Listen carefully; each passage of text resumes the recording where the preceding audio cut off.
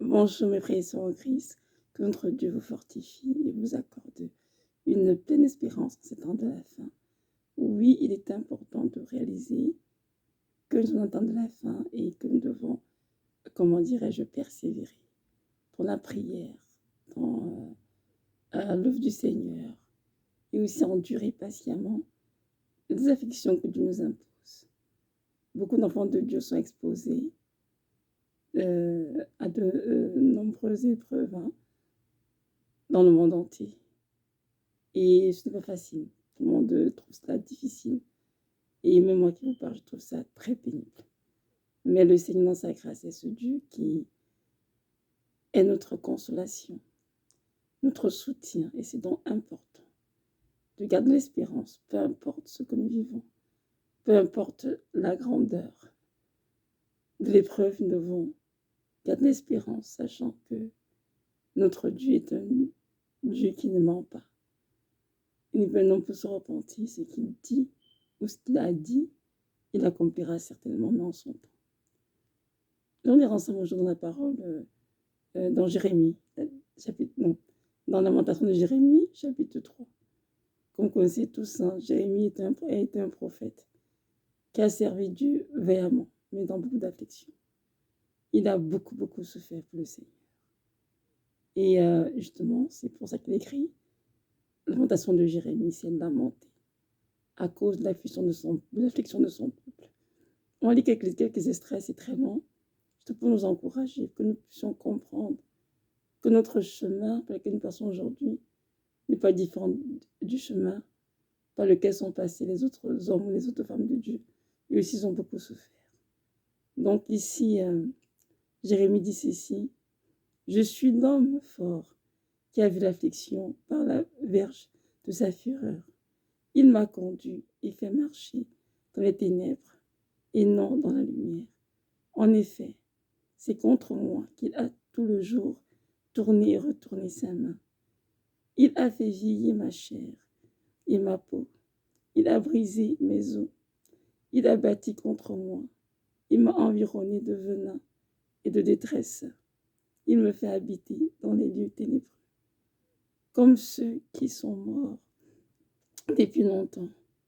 Il a fait une cloison autour de moi, afin que je ne sorte plus pas. Il a appesanti mes chaînes. Même quand je crie et que j'élève ma voix, il arrête ma prière. Il a muré mon chemin avec des pierres de taille. Il a déformé mes sentiers. Il était pour moi un ours en embuscade, un lion dans un lieu caché. Il a détourné mes chemins. Il m'a mis en pièces. Il m'a mis dans la désolation. Il a tendu son arc et il m'a placé comme une cible pour sa flèche. Il a fait entrer dans mes reins les fils de son carquois. Je suis devenu un objet de dérision pour tout mon peuple. Amen. Je vais m'arrêter là pour l'instant. Ici, mon que Jérémie, vraiment, il est tellement affligé. Il décrit comment l'Éternel l'a traité et il dit combien il est attristé, meurtri. Il est l'objet de dérision pour son peuple. Il se rend compte que Dieu a même fermé les portes à ses prières. Dieu n'entend pas du tout. Pour s'écrire au Seigneur, c'est comme si Dieu n'entendait pas. Il est dans un état de détresse, tenir de mots pour décrire. Et il est en train donc de se lamenter devant le Seigneur. C'est ton cas toi aussi. Tu as des choses difficiles, des choses terribles qui te font tellement de la peine que tu ne sais de quel côté te tourner. Tu ne sais même pas de qui te confier. Tu te dis, Seigneur, où es-tu? Pourquoi m'as-tu abandonné? Pourquoi j'ai l'impression que tu m'as oublié? Pourquoi, Seigneur? Et le Seigneur pourtant est toujours là. Mon frère, ma soeur, il est toujours là. Et il t'écoute, il m'écoute. Verset 15, je me dis ceci. Il m'a rassasié d'amertume Il m'a enivré d'absinthe. Il a brisé mes dents avec du gravier. Il m'a couvert de cendres. Tu as rejeté mon âme loin de la paix. J'ai oublié le bonheur. Et j'ai dit, ma force est perdue. Et mon espérance aussi, que j'avais en Yahweh. Tellement Jérémie a souffert, qu'il a déguisé de sa propre bouche, qu'il a oublié le bonheur, que sa force est perdue, et que son espérance aussi, qu'il avait en Yahweh, s'est perdue. Parce que en ce moment, tu as tellement attendu que Dieu accomplit dans ta vie la promesse qu'il t'avait dite, au point de te dire, Seigneur, je n'ai plus d'espérance en toi. Je n'ai plus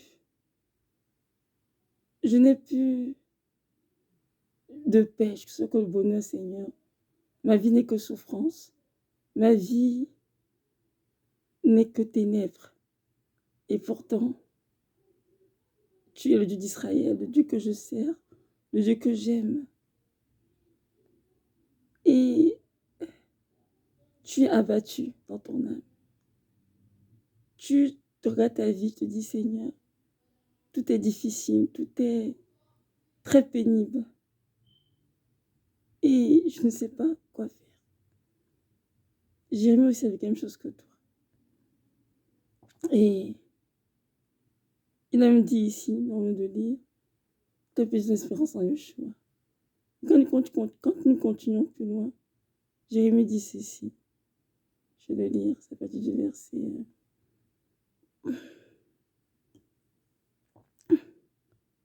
20. Ça dit ceci. Elle se rappelle, mon âme. Elle se rappelle, donc son âme se rappelle. Elle est abattue en moi. Donc ici, l'âme de Jérémie est abattue en lui. Je rappellerai ces choses à mon cœur. C'est pourquoi j'aurai de l'espérance.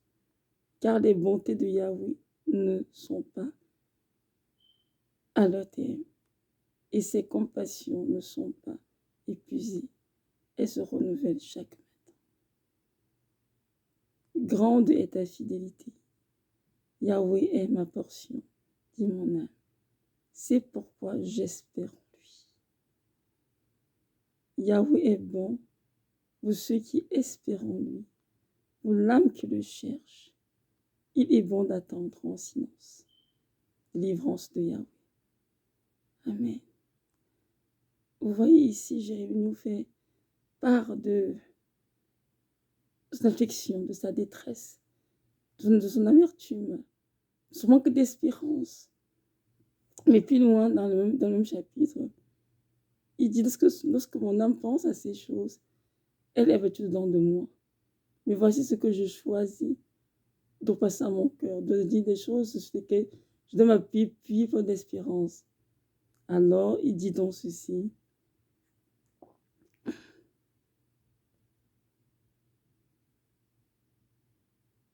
Les bontés de Yahweh ne sont pas épuisées. Ne sont pas le terme. Et ses compasses ne sont pas épuisées. Amen. Frères et sœurs, c'est important que peu importe ce par quoi nous passons, que nous puissions savoir qu'en effet, les bontés de Yahweh ne sont pas à leur terme. Et ses compassions ne sont pas épuisées. Elles se renouvellent en effet chaque matin. C'est à nous de nous disposer à les voir, à les percevoir et de rendre grâce à Dieu. Grande est ta fidélité. Yahweh est ma portion. Donc toi aussi, enfant de Dieu, Yahweh est ta portion. Yahweh est ma portion, qui vous parle, dit mon âme. C'est pourquoi j'espère en lui. Donc, lorsque Jérémie se souvient que les bontés de Yahweh ne sont pas le terme et que ses compassions sont peu épuisées, là, il se souvient de toutes ces choses, de sa fidélité, et cela donne de l'espérance. Nous l'espérons à nouveau. Pas qu'au début, il ait perdu l'espérance à cause de son affliction. Il se souvient que Yahweh est bon pour ceux qui espèrent en lui, pour l'âme qui le cherche. Il est bon d'attendre en silence délivrance de Yahweh. Mes frères et sœurs, je vous encourage de l'espérance en Yahweh, d'attendre en silence la défense qu'il vous a promise. Car une chose est certaine, lorsque Dieu a parlé, même si la promesse tarde à s'accomplir, elle marche vers son terme. Elle s'accomplira certainement, parce que Dieu ne peut non plus mentir, ni le Fils d'homme pour se repentir. Ce qu'il a dit l'accomplira certainement, mais en son temps. Et son temps est inconvenable. Ça fait des années que j'attends le Seigneur ma guérison. Il a promise depuis 2009. J'attends. Continue d'attendre. Il y a des jours où je suis découragée. Il y a des jours où je suis dans la réflexion. Il y a des jours où je me dis, Seigneur, jusqu'à quand seras-tu mon ennemi levé contre moi? Mais Dieu me répond, Evelyne, j'ai déjà fixé un temps pour juger. Et ce temps fixé, lorsqu'arrivera, je me lèverai et je t'accorderai ta délivrance. Et tous ceux qui m'écoutent, je t'encourage à ne pas désespérer. Garde l'espérance en Christ. Ne doute pas de ce qu'il t'a dit. Écris ce qu'il a dit quelque part dans un cahier et continue de prier et continue de garder l'espérance en lui. Il y a cette conviction qu'il agira en son temps. Entre-temps, ce que tu fais, c'est de garder le silence dans l'éternel, d'entendre en silence, le secours qui vient de lui. Car notre Dieu est un Père qui nous aime d'un amour éternel et conditionnel. Vous savez, dans Jérémie 31, 3, il a dit ceci. Je t'aime d'un amour éternel et conditionnel. C'est la raison pour laquelle je te conserve ma bonté. Je pense que notre Dieu nous aime tous d'un amour éternel et conditionnel. C'est la raison pour laquelle il nous conserve sa bonté. Moi, Evelyne qui vous parle, aujourd'hui, c'est vrai que je n'ai pas reçu ma guérison définitive du Seigneur.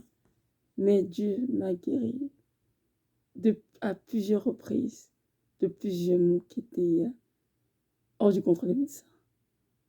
Il m'a touché à plusieurs niveaux de mon corps et je sais que Yeshua ne ment pas. Notre Dieu que nous servons, Jésus de Nazareth, est notre médecin céleste. Et en lui, il n'y a pas de variation. C'est juste qu'il agit en son temps. Parce que toute épreuve, en fait, a une durée. Et lorsque le temps de Dieu a sonné, son temps a sonné, il va se glorifier. Mais nous devons continuer, enfants de Dieu, à prier, bien sûr, verser dans la prière, à nous sanctifier, très important, et à garder l'espérance. Parce que sans espérance, on ne peut rien avoir du Seigneur.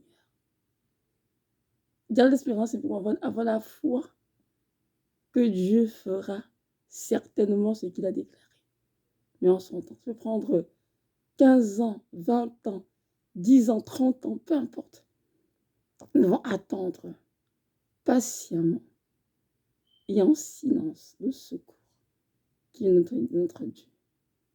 Amen. Je vous encourage aujourd'hui à louer le Seigneur pour tous ces offres dans vos vies, à les compter et de vous rappeler que ses bontés ne sont pas le terme, que ses compassions ne sont pas épuisées, mais qu'elles sont nouvelles chaque matin dans vos vies. Regardez les contempler, les rendez grâce à Dieu. Et attendez, sachez que ce qu'il vous a dit, elle a été écrite quelque part, la prophétie. Et elle marche. Elle marche certainement vers son terme. Et elle s'accomplira. Amen. Que notre Dieu vous bénisse et vous fortifie. Puissant son esprit en vous et qui vous donne vraiment la force, le courage, l'endurance nécessaire pour supporter toutes les épreuves qu'il a pu dans vos vies et qui vous donne vraiment la grâce de garder l'espérance. Soyez richement bénis. Shalom.